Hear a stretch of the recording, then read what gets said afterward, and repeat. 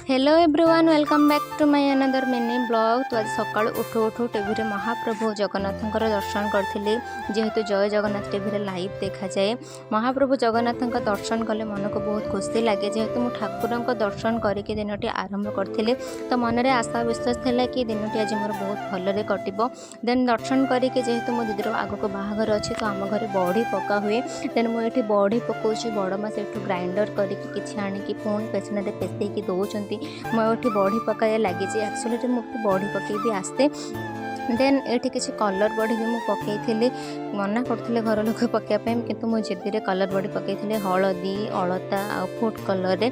Then ये आम किसी पापड़ भी पकाई, तो सुखी सारिकी मुझे गाधे पाधे बसी पड़ी खावाई। तो आज खाइबार थी मोर भात डाली और मुनिका आलू भजा।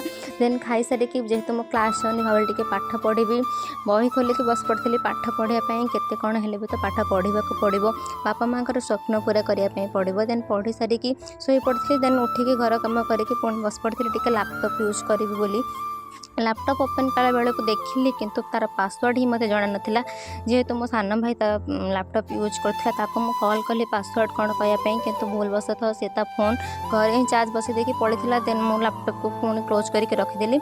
देखा आपण मानक सहित नेक्स्ट ब्लॉग रे। रहिली नमस्कार, जय जगन्नाथ।